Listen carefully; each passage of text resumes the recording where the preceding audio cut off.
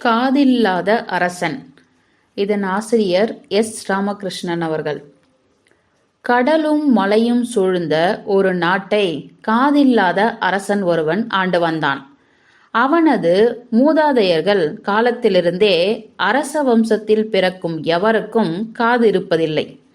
அது அவர்களுக்கு பெரிய குறையாகவும் இல்லை. அரசனுடைய காதுகளை உண்மையான செய்திகள் எந்த காலத்திலும் எட்டியதே இல்லை என்பதால் காதை அவர்கள் பயன்படுத்தாமல் இருந்திருந்து காதற்று போய்விட்டதாக ஒரு நம்பிக்கை இருந்தது. அதை மெய்ப்பிப்பது போலவே அரச வம்சத்தில் பிறக்கும் குழந்தைகளும் காதில்லாமலே பிறந்தன.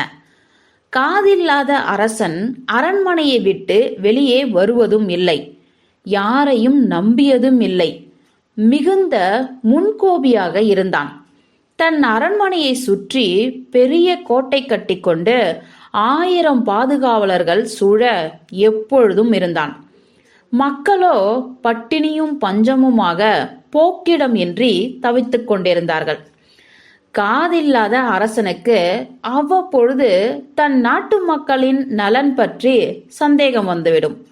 அப்படி ஒரு நாள் தன் மந்திரியை அழைத்து, மனிதர்களுக்கு முதுகு இருப்பதால் என்ன பிரயோஜனம் இருக்கிறது என்று கேட்டான்.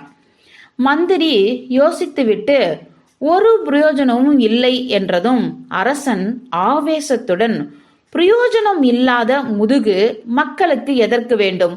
உடனடியாக சவுக்கால் அடித்து முதுகை பீத்து எடுத்து விடுங்கள் என்றான். மந்திரி உடனே ராஜாவின் ஆணையை நாடெங்கும் செயல்படுத்த ஆணையிட்டான். ஆண்கள், பெண்கள், குழந்தைகள் பேதமின்றி முதுகை உரிக்கும் வேலை மும்முரமாக நடந்தது. ஆனால் ஒரு மனிதனின் முதுகை கூட முழுவதுமாக உரிக்க முடியவில்லை. நாடெங்கும் ஒரே ஓலமாக இருந்தது. காதில்லாத அரசனுக்கோ பயங்கர கோபம் வந்தது.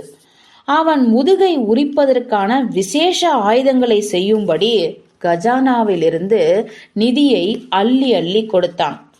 ரத்தம் சொட்ட சொட்ட மக்கள் அலறிய போதும் அவன் காதில் கேட்கவே இல்லை. மக்கள் ஓடி ஒளிந்து காட்டிற்குள் பதுங்கிக் கொண்டார்கள். மந்திரிகளோ ராஜ்யத்தில் ஒருவனுக்கு கூட இப்பொழுது முதுகில்லை என்று அறிவித்து மன்னரை சந்தோஷம் கொள்ள வைத்தார்கள். மன்னரும் முதுகில்லாத மக்களை காண வேண்டும் என்று அரண்மனையை விட்டு பயணம் புறப்பட்டார். காட்டு வழியில் மன்னர் வருவதை அறிந்து கோபமுற்ற இளைஞர் கூட்டம் வண்டியை தாக்கியது.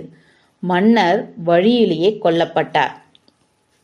மக்கள் உடனே தங்களுக்கு காதுள்ள ஒரு அரசன் வேண்டும் என்று கூச்சலிட்டார்கள். மந்திரி அவர்களை சமாதானப்படுத்தி தன் மகனுக்கு 3 காதுகள் இருப்பதாகவும், அப்படி ஒருவன் ஆட்சி செய்தால் நாடு சுபிட்சமாக இருக்கும் என்று அறிவித்தார்.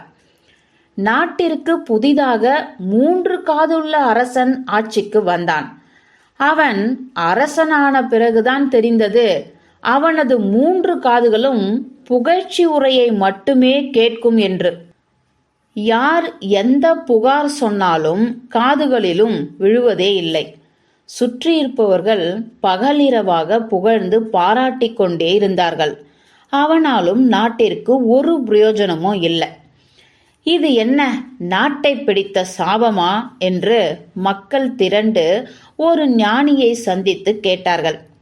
அவர் சிரித்துக்கொண்டே சொன்னார், இந்த நாட்டில் மட்டும் இல்லை, உலகில் எந்த நாட்டிலும் அதிகாரத்தில் இருப்பவனுக்கு காது இருப்பதில்லை.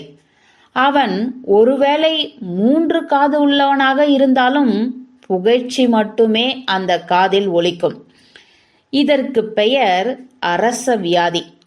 அதற்கு வைத்தியமே இல்லை. எவன் காதுகள் உறக்கத்திலும் விழித்திருக்கிறதோ, எவன் காதுகள் அவல குரலுக்கு உண்மையாக செவிமடுக்கிறதோ, அவனை தேடி கண்டு அடையுங்கள். அவன் உங்களுக்குள்தான் இருப்பான் என்றார். மக்கள் தங்களை தானே அரசாள துவங்கியது அப்படித்தான் ஆரம்பமானது. முற்றும்.